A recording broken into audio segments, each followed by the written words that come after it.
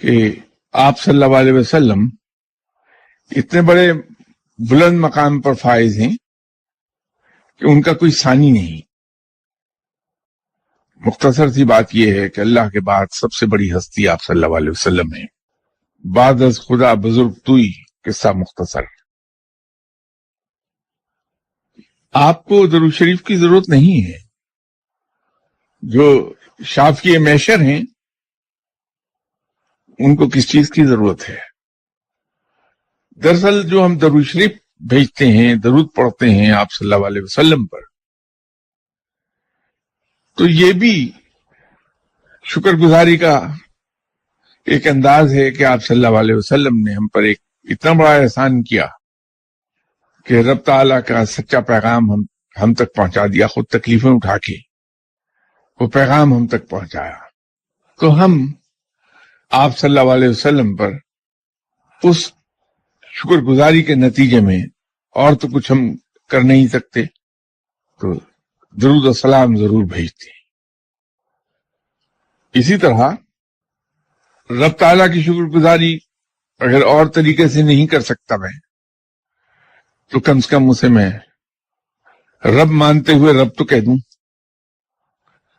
تو اس سے میں نے اس کی اس احسان کا کہ وہ مجھے پالتا ہے، تو اس کو ایکنالج کر لیا ہے. یہ درود شریف کا ذکر ہو رہا تھا، تو ایک درود شریف کے بارے میں ایک اچھی چیز میں عرض کر دوں آپ سے کہ جس طرح یہ کہا جاتا ہے کہ اگر کوئی چیز گم ہو جائے تو ان اللہ پڑھتے ہوئے اگر اسے ڈھونڈا جائے تو مل جاتی ہے. اسی طرح بعض اوقات ہم باتیں بھول جاتے ہیں، تو اگر درود شریف دل میں پڑھتے ہوئے کوشش کی جائے کہ بات ہمیں یاد آ جائے، اللہ کے فضل و کرم سے وہ بات یاد آ جائے گی. خود آپ صلی اللہ علیہ وسلم نے فرمایا ہوا ہے کہ اگر تم کوئی چیز بھول جاؤ تو درود شریف پڑھو اور اسے یاد کرو، یاد آ جائے گی. تو اکثر لوگ سوال یہ پوچھتے ہیں کہ چیزیں بھول جاتا ہوں، تو یادداشت تیز کرنے کے سلسلے میں دعائیں جو بھی کی اور اس کے جواب جو آئے، مختلف لوگوں کے لیے مختلف صورتیں آتی رہیں.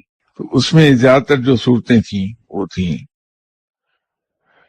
سورہ یوسف، سورہ آل عمران، اور اسی طرح بابا صاحب نے، بابا فرید گنج شکر رحمۃ اللہ علیہ صاحب، فرمایا تھا کہ جس آدمی کو قرآن حفظ نہیں ہوتا وہ اگر سب سے پہلے سورہ جمعہ حفظ کر لے تو قرآن آسانی سے حفظ ہو جاتا ہے. یہ جناب بابا صاحب کے فرمان کو میں نے کئی لوگوں کے گوش گزار کیا اور تجربہ یہ ہوا کہ واقعی قرآن پاک جلدی حفظ ہوتا ہے.